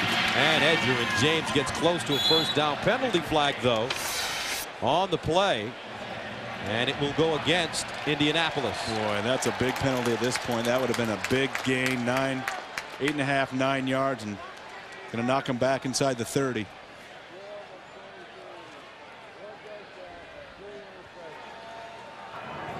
Holding. Offense number 81. 10-yard penalty from the spot of the foul. Still 1st down. Kadri Ismail. No, check that. Marcus Pollard called for holding. And I don't think Marcus thought he was holding at all. He was really upset. You know, Marcus, and you can see it, he's still upset. He better be careful. Well, he's a little frustrated. You see him pushing the play outside. A little takedown action. Well, I don't know if I saw it, but I'm not on the field wearing stripes either. 1st down and 15. Underneath, that one thrown behind Marvin Harrison. Peyton Manning under pressure. And the Titans doing a good job when they rush Manning. Even if they don't get to him, they're getting their hands up in his passing lane. Yeah, I think that's been a big part of it. I think they've also done a nice job of disguising coverage. Of course, Peyton Manning, one of the smartest, if not the smartest quarterback in the league at recognizing coverage and calling plays and protection. 2nd down, 15 at the 29. Here's the screen to Edgerrin James. James has one blocker, and he stops and goes down at the 35. Peter Sermon with the tackle after a 5-yard pickup. Boy, and you got to just keep talking about Samari Rolle and what he's done today. He shut him down. Taking Marvin Harrison out of his game, Lance Schulters as well.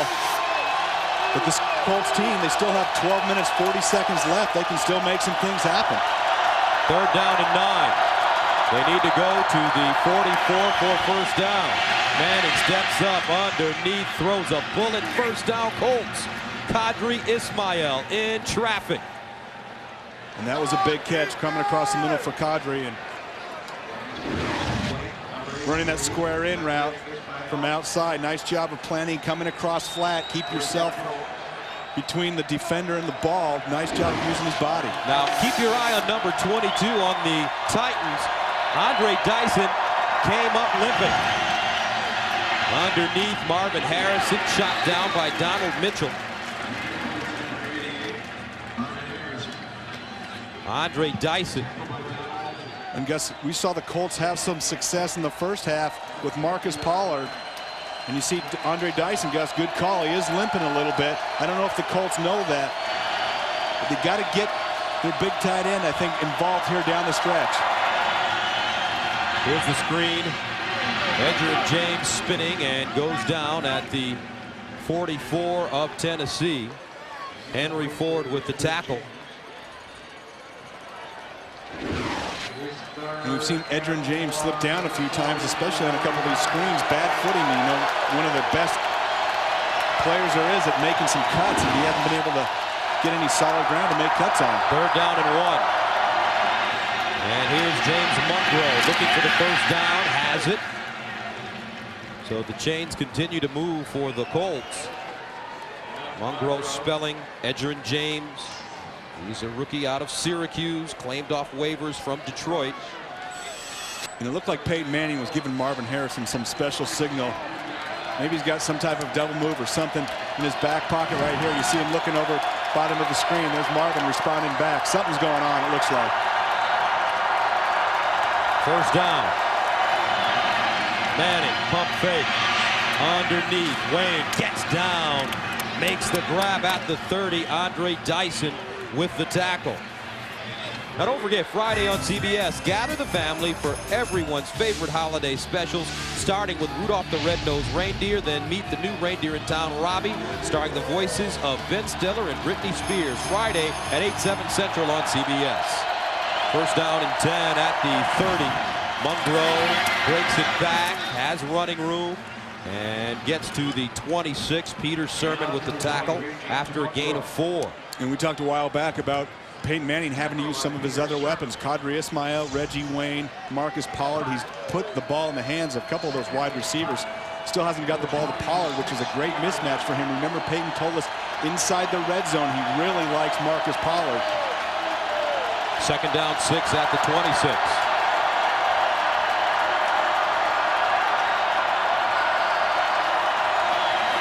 Manning to the sideline. And it's Harrison with the grab. And Marvin Harrison has really had a rough going today against Samari Rolle, but you have to tip your hat to him. And you think about what Marvin is approaching. He has 109 receptions coming into this game, and he's on pace to end the season with 145, shattering the single-season record for most receptions set by Herman Moore in 1995. First down and 10 at the 16. Harrison with 6 grabs today. Manning steps up, fumbles. And somehow the ball bounces right back to him. Well, this time of year, that weather gets cold and that ball gets hard.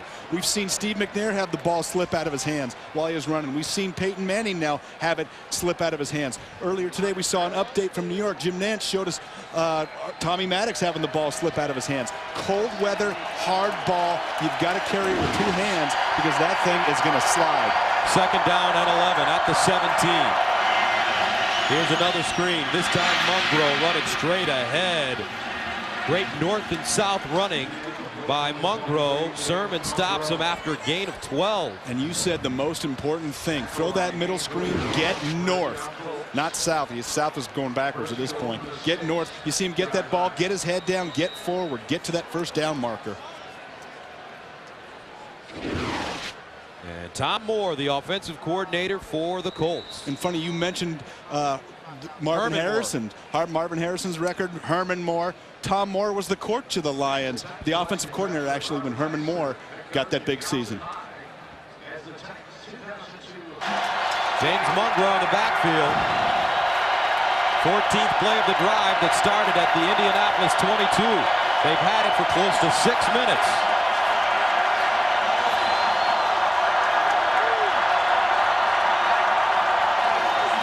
Here's Mungro. And Mungro spins and goes down at the 4. A 2-yard gain. When you got to give this Titans defense credit. They've given up some yards on this drive, but taking the Colts a while to do it. Down almost to 7 minutes left. They need 7. The Colts need 7 points. They cannot settle for a field goal with time winding down.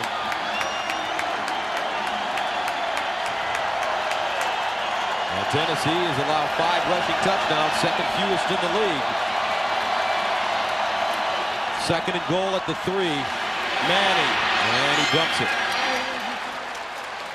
Wise decision by Peyton Manning. He was under all kinds of pressure. Albert Haynesworth was there, as well as Kevin Carter. And guys, this is definitely 4-down territory, down by 14, 6:41 left. Field goal isn't what you want to come away with, especially the way the Titans offense has controlled the clock and controlled the ball today. I'm sure Tony Dungy right now is thinking about what he might call on 4th down if they get to that. 3rd down and goal at the 3. Mungro lines up as the single setback. Pollard is the tight end in the slot at the top of your screen. Here's the handoff. Mungro looking for the end zone. Touchdown, Colts. Indianapolis bangs it in with the draw play. And with 6:36 to go in the 4th quarter, the extra point can cut it to 7. And what a gutsy call. Tony Dungy, Tom Moore. And I think that caught the Titans flat-footed. I don't think they expected that quick enter inside. And James Mungro, of all the weapons he got, running it in from 5 yards, 4.5 yards at that point. Ooh, big one. Mike Vanderjagt ready to attempt the extra point. It's up and good. 16 plays, 78 yards. They held it for 7:15, and the pressure is mounting for both teams. Well, the Titans' lead has been cut to 7 as the Colts have gone on a 16-play, 78-yard drive.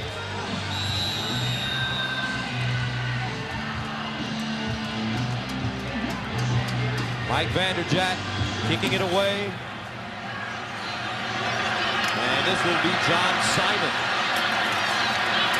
Simon breaking tackles and goes down at the 36. A 21-yard return. So 6:30 to go. 24-17. Titans with the ball. At the 36, Steve McNair has completed 14 in a row. McNair under pressure, steps up, wants to run. McNair looking, and he goes down at the 44. Marcus Washington with the tackle. But let's go back to the touchdown. You guys, you're going to see just Jeff Saturday, the center right here in front of Peyton Manning, just clear out the hole for Mungro. Watch him just drive his player right out of the hole. And Mungro just pounds it right up inside, keeps those legs churning. Big play, and it says to me the Colts mixed it up, run and pass. Okay, they felt confident about their time and their defense because now we're inside 6 minutes, and then Big Jeff Saturday, he's getting us some face time. 2nd and 3 at the 43. McNair looking, fires, incomplete. So after completing 14 in a row, Steve McNair finally throws an incompletion. Only 2 Survivor episodes left, and this Thursday it's the Ultimate Reward Challenge. But winning could put one castaway at risk. Don't miss the countdown to the finale. Who will have a chance to be the ultimate survivor? Find out on an all-new Survivor Thursday at 8, 7 Central on CBS, America's most watched network. Well, Gus, inside 3 yards on 3rd down. We've seen the Titans go to the run. Eddie George been able to pound it up in there. Not in the game right now. Robert Holcomb is, and he's had a few big plays too. Titans 6 and 9 on 3rd down. 3rd down and 3 at the 43. They need to go to the 46. Here's McNair. Fires over the middle. Caught. Bennett with the 1st down and more. Bennett still running, and he gets to the Indianapolis 40. 1st down, Titans. Gain of 17.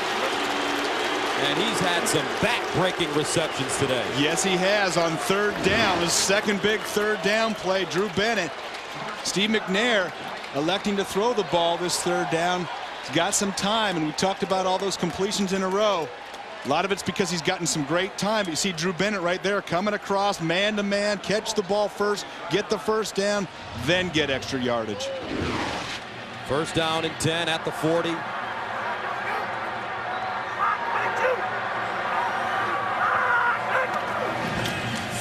McNair under pressure. Dumps it off, incomplete, intended for Eddie George.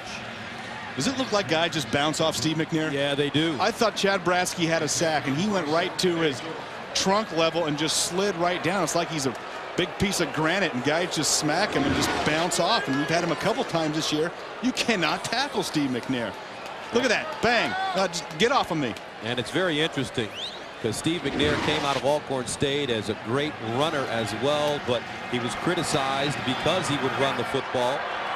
So he decided to develop into a pocket passer, and he has flourished, especially over the last couple of weeks. Screen pass, Holcomb with running room, and Holcomb goes down at the 32 after a gain of 8. And Robert Holcomb doing a nice job of setting up that screen. Watch him take a shot on Freeney, just coming outside and just spin around and get upfield. Let your lineman get out in front of you and pick it up downfield. And once again, we have 3rd and manageable for this Titans offense. And when you get inside 2 or 3 yards, the defense doesn't know if it's going to be run or pass. 3rd down and 2 at the 32. Big play for the Colts defense, the number 2 defense in the league. Play action, McNair in trouble. McNair breaks a tackle. Steve McNair looking for the 1st down. He's got it, and a blocker. McNair puts it back, slides down. He's the toughest, the strongest quarterback in all of football. A gain of 16, and that may do it. Boy, that was unbelievable. Brad Scioli. And that's a combination of frustration and pain right there. And I thought Brad Scioli had him absolutely positively. Watch number 99 come in. He makes that sack 9 times out of 10. 10 out of 10 probably with any other quarterback. But look at the strength of Steve McNair. We talked about guys bouncing off him, sliding him off him. And that might be it. That might have been the play that changed this, because now the Titans are definitely within field goal range. 3 minutes left. Even if you stop them, field goal puts you up by 10 points. And Steve McNair still has some speed, Gus, outside. Look at that. Directing traffic, cut back in. And, hey, and that was amazing right there, sliding. Because David Macklin just got an early Christmas present, because Steve McNair running right over the top of you is not going to feel good. Rob Morris helped off the field. McNair has rushed for 50 yards. He's passed for 237. A combined 287. 1st and 10.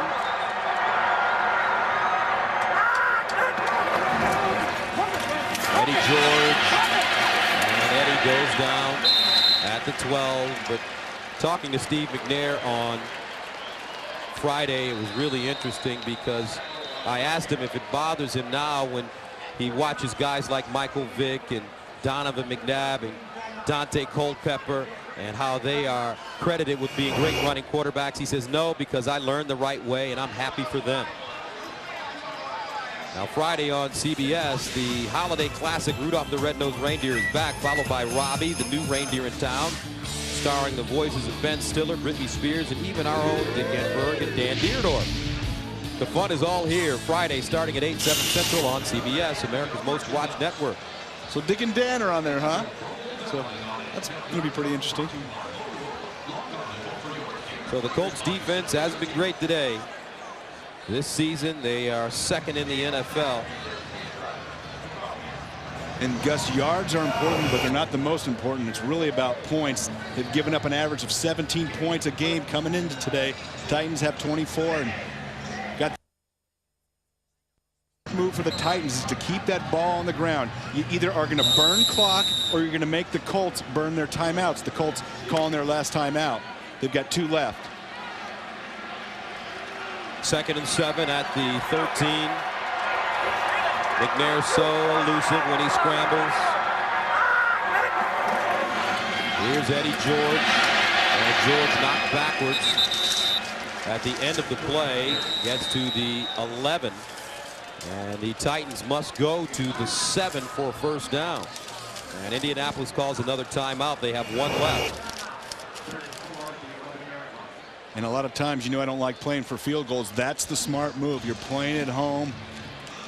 You're up by 7. Hey, just keep it on the ground. You've been pounding away at the defense for the Colts. And guys have been bouncing off your quarterback. It's exactly what you want if you're a Tennessee Titan fan. Coming up next, it's a showdown for the AFC West lead when Rich Gannon, my guy, unloads the Raiders. And on LaDainian Tomlinson and the Chargers, or the Broncos battle the Jets. Check your local listings. Now Rich Gannon's your guy. Yeah, he's my guy, exactly. Where were you during that 4-game losing streak? He wasn't my guy then. There you go. That's honest. 3rd down and 5 at the 11. Tennessee's guy, Steve McNair, having a sensational game. Holcomb stood up and taken down at the line of scrimmage. So here comes the field goal team. And Indianapolis calls its final timeout. So of course they've got the 2-minute warning left to stop the clock. If they go 10 points down at this point, they're going to have to really make some things happen. Do a great job of using the sideline and no huddle. That's what they're good at. That's exactly right. Hey, they can do it. So not a hopeless situation for Indianapolis. If Joe Nedney makes this field goal, they're going to tee it up around the 20, so about a 30-yard attempt. There's Jeff Fisher. So you didn't give me your opinion. Does the beard stay or go? Does it look good or does it look bad? Well, I think it looks good. He's California cool. You know, Jeff, that's... Guys in California don't wear beards. Huh? What are you talking about? Jeff Fisher, man, he's a tough guy. I mean, he's a former player. You know, when you're a player, you can wear a beard. Now, if you're a coach that didn't play and you try wearing a beard, bang, I'm going to slam you. Shave that thing. He's a player. When you're a player and it's playoff time, you don't want to be bothered with little things like shave. I shouldn't have shaved for the show today. It's playoff time. It's almost playoff time. So this went for 29 yards out for Nedney. He's 1 of 1 on the day, and it's good. Perfect.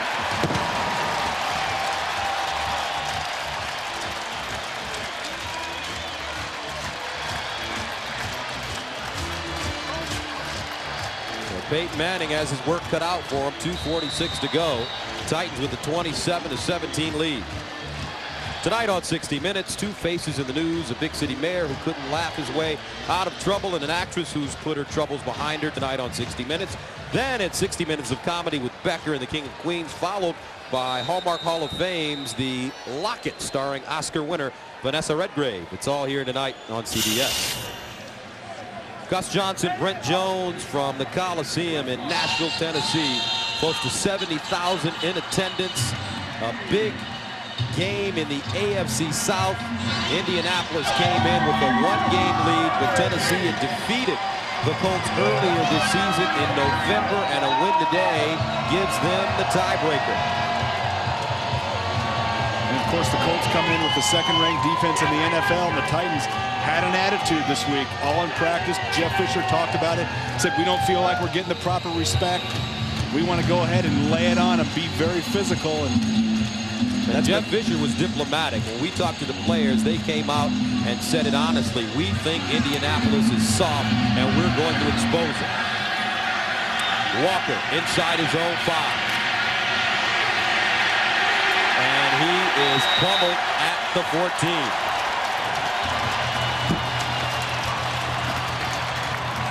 Take a look at the standings in the AFC South. Indianapolis 8-4, 3-1 in the division. They've either had the lead or shared the lead in the division the entire season. Tennessee off to that rough beginning, 1-4, but they rallied and are poised to pick up their 8th win of the season. They're 2 minutes and 40 seconds away. The Colts are going to have to do a good job here of using the sidelines, maybe mix in a double move with Marvin Harrison. Got to take your shot. 1st and 10 at the 15. Underneath, Mungro with the catch, a gain of 6. You can't have a whole lot of gains of 6 in this scenario, Gus. Got to get it downfield.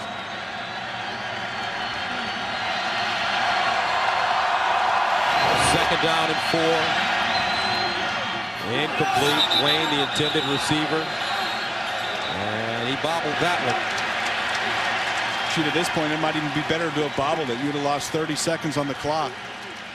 Not come up with it. You got to throw the ball 15, 20, 25 yards downfield. You can't nitpick these defenders for the Titans right now, because not only do you have to get a touchdown, but you have to get an onside kick and get that ball back and still hope to have enough time. 3rd down and 4 at the 21. Here's Manning over the middle to Harrison, who's roughed up by Donald Mitchell. Mitchell really closing quickly. Boy, and so many times, Gus, we see that prevent defense giving such a soft cushion. The Titans are uptight, playing aggressive, not a lot of cushion. They're right on top of these receivers for the Colts. And that takes us to the 2-minute warning with the score: Tennessee 27, Indianapolis 17. Long way to go to march it into the end zone. 27-17 the score. Colts with the football at their own 25. 1st down and 10. 2 minutes to play in regulation. Manning over the middle. Wayne going up high and making the grab. And the Colts get to the line of scrimmage quickly. And if you're going to use the middle of the field at this point, you got to get your offensive lineman up and on the ball. Colts do a great job of that. 23-yard pickup. Manning steps up, and Manning chased down close to midfield. 1:35 and counting. No timeout for Indianapolis. To the sideline. It's incomplete. Wayne took his eyes off the football.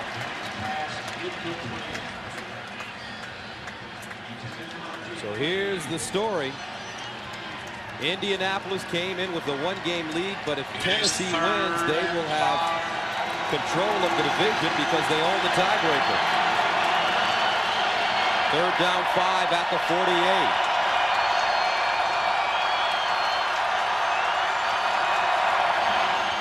Manning knocked away. Donald Mitchell got a hand on it. Qadry Ismail closest to the ball. And Donald Mitchell has had a nice game today. Yeah, he's been all over the field as well. We talked about Samari Rolle and the safeties here. But Mitchell as well has made some nice plays, nice tight coverage. And we talked about that prevent defense. So many teams give up big yards, but this Titans defense has been very tight, very aggressive right on top. And there's Samari Rolle right on top of Marvin Harrison like he's been all day. The secondary has been so aggressive for Tennessee today. Manning to the sideline. Out of bounds goes Marvin Harrison at the 42. And that was one of those times where they gave him some big cushion. Marvin Harrison got to the sideline, just stood there, and I think the Titans defenders all dropped off, and nobody knew where Marvin Harrison was. He was standing on the sideline. Big 4th down. 1st down and 10. Here's Manning underneath, caught at the 35. Pollard with the grab. 1:09 to play. No timeouts for the Colts.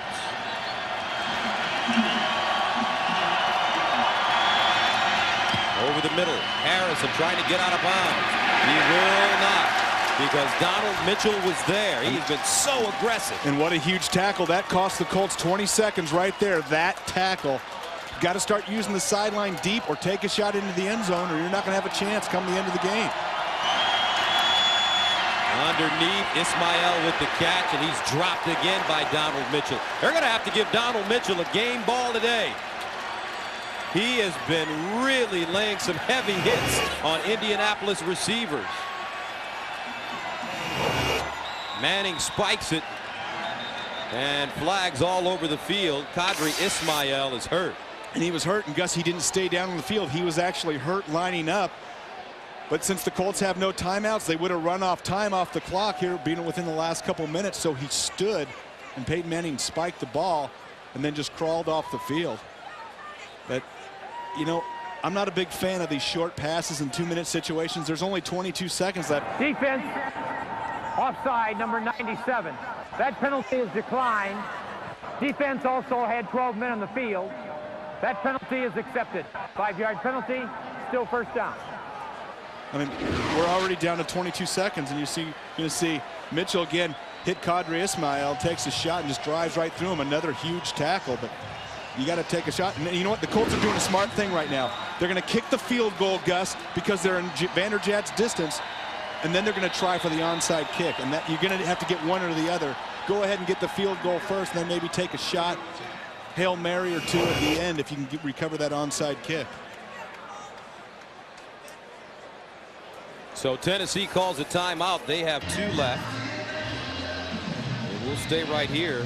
You know, and it's rare that you see the field goal first, but down by 10, go ahead and take a shot. And, you know, they could have done it here, I'm sure, a few seconds earlier with Mike Vanderjagt and his strong leg. Talking about a terrific turnaround, the worst starts to make the playoffs. Cincinnati started 1-6 in 1970. Ended up going to the playoffs, and this Tennessee team, a 1-4 start, losing tough games to people like Dallas and Cleveland and Oakland and Washington. Games they shouldn't have lost. Jeff Fisher told us, hey, we're not, at that point they said, hey, we're not a 1-4 team. So a 44-yard attempt for Mike Vanderjagt. They get it down, it's up, and he pushes it wide. And that'll do it.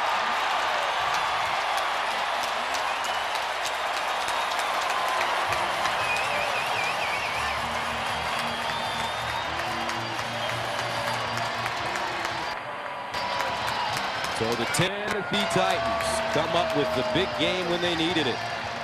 Last week, they pulled out a miracle at Giant Stadium.